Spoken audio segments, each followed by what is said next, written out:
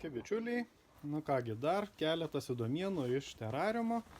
Kokios bus dabar tos įdomienos? Ogi bus įdomienos tokios. Pavyzdžiui, terariume ten irgi yra tokia šalis Kinija. Na, nežinau, ar ten šalis, iš tikrųjų tai kokia tai administracinė teritorija, sakykime, su savo etnosu ten gyvenančių kiniečiais tam tikrai, sakykime, ir žodžiu, kasgi ten vyksta.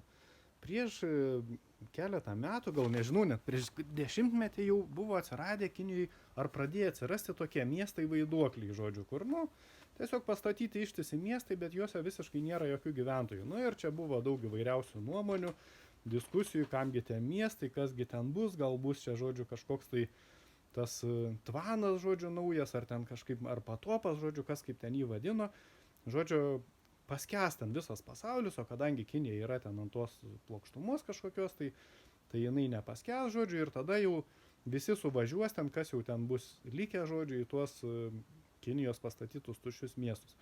Tai galiu, kaip sakant, nudžiuginti, kad nebus to, žodžiu, jau tvano ar to patopo, sakykim, nes tie miestai pasirodo yra visai kitokios paskirties, ogi jų paskirtis yra tokia, kad visus ten kaimų ir kaimelių visokių ten ir vienkiemių gyventojus sukraustyti vat į tuos miestus.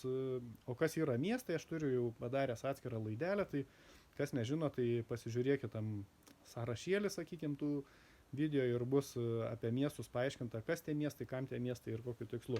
Tai va, žodžiu, dabar jau jie jau oficialiai tenais, toj Kinijai pradėjo, kaip sakant, žmonės išvarinėti iš visų kaimų, iš vienkiemių, žodžiu, per prievartą nusavinti jų ten, žodžiu, visą turtą, žemės ir ką jie ten beturi, ir per prievartą kraustyti į tuos va būtent miestus vaiduoklius ir matyt greitų būdų, jau žinant tą Kinijos režimą, greitų būdų bus, kaip sakant, jau tas planas įgyvenintas. O žinant, kad Nevidono, sakykime, tarnai visi dirba pagal vieną planą praktiškai, pagal instrukciją, tai jeigu tai pradėjo daryti Kinijai, tai žinoma, neužilgo tai atsitiks ir kituose tuose administracinėse teritorijose, bet matyt, kiniečiai yra tokie pakančiausi ir paklusniausi tam Nevidonui.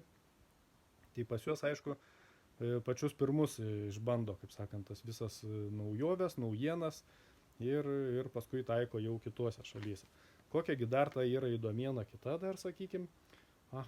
Jau tiesa, va, irgi labai įdomiena. Tam terariume, ten irgi tai jau yra Nevidono būstinė, sakykim, ten jau ta taktinė, žodžiu. Strateginė tai yra pasaulinis ekonomikos forumas, o jau taktinė tai yra Jungtinių tautų ta organizacija, žodžiu. Ir jinai ten savo puslapį labai įdomią informaciją yra paskelbę, žodžiu, kad badas yra labai naudingas žmonėm. Ir kodėlgi, kaip jie da pateisina, kad tas badas labai naudingas žmonėm. Ogi jie, žodžiu, pasirėmė kažkokiais ten savo šūdmokslininkais, nustatė, kad, žodžiu, badaujantys žmonės yra žymiai produktyvesni, ta prasme produktyvesni, kad, žodžiu, žymiai geriau vykdo jiem kažkokius tai liepiamus nurodymus, žodžiu, nes, nu, matyt, kai žmogui, kaip sakant, ten pilvą griaužia kažkas tai, ar ten, kaip saka, žarna ryja, tai tada žmogus jau labiau yra paklusnesnis ir labiau pasiduoda ir paklūsta kažkokiem tai nurodymam. Nu, jie taip galvoja, kad tai yra valdžios, bet tai iš tikrųjų tai ne valdžios, o Nevidono tarnų kažkokiem nurodymam, aišku, o tie nurodymai dažniausiai veda prie vieno tikslo, sakykim, kad arba žmogus kentėtų, arba kad žmogus taptų dėmėtų. Ką reiškia taptų dėmėtų, tai irgi pažiūrėkit video apie Nevidoną, jeigu kas nematėt.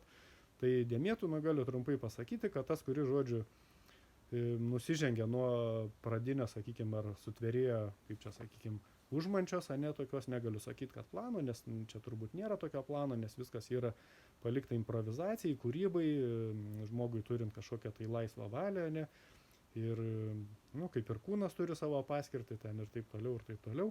Ir žmogus, jeigu jis pradeda, žodžiu, daryti kažkokius tai negerus dalykus, kaip ar ten žudyti ką nors, ar ten vogti, ar meluoti, ar, sakykime, tą kūną naudoti nebepaskirti, arba atsižadėti savo kūną, jį ten bandant perdaryti iš vyro į moterį ar atvirkščiai, ar kokią tai nors pedofiliją užsiminėti, ar kitokiais iškreipimais, tai, žodžiu, jo siela tada patampa tokia dėmėta. Ir kai ta siela patampa dėmėta, aišku, ten jau per tas dėmes ar skylės, galim sakyti, jau į tą kūną jau gali jau ir įsibrauti ir, sakykime, kažkokie tai Nevidono demonai ir visokie kitokie dalykai energetiniai gali įvykti negeri. Nu, bet čia, žodžiu, ne apie tai. Toliau, kas čia dar toliau pas mane buvo tokio. Dar, žodžiu, Biliukas pareiškė, kad iki 30 metų jau, žodžiu, nebeliks mėsos. Mėsos tas, kaip ten tas vartojimas, bus nulinis, va, iki 30 metų. Nu, tai mėsaėdžiam, aišku, tai čia labai turbūt nekokia naujiena, nes jau iki 30 metų mėsytės jau valgyti jau nebegalėsit. Na ir dėl kokiųgi priežasčių jūs negalėsit. Na, žinoma, tai jie tai viską remia, kad čia išgalvota ta savo klimato kaita, neva tai čia tie gyvūnai labai jau tam klimatui kenkia. O iš tikrųjų tai yra tas tikslas labai paprastas, kadangi visus pasodino ant mėsos atitinkamų laikotarpių, o pagal Nevidono maisto evoliucijos programą reikia jau dėti kitą žingsnį. Nu, dabar kitas žingsnis tai yra, aišku, mėsa iš plastiko kažkokio tai padaryta, ta vadinama dirbtina mėsa.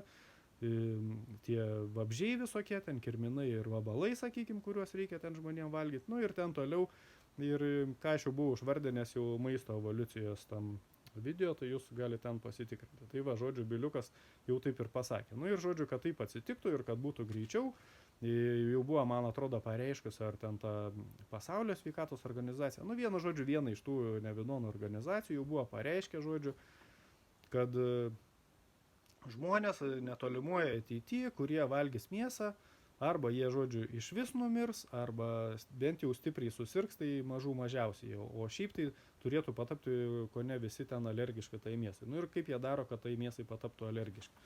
Kad mėsai pataptų alergiški žmonės, aišku, jie visą laiką pasirenka tą Biliuko, kaip sakykime, Nevidono padėjėją, žodžiu, tarną ir, žodžiu, Biliukas, aišku, pridaręs visokių skiepukų tiem gyvūniukam.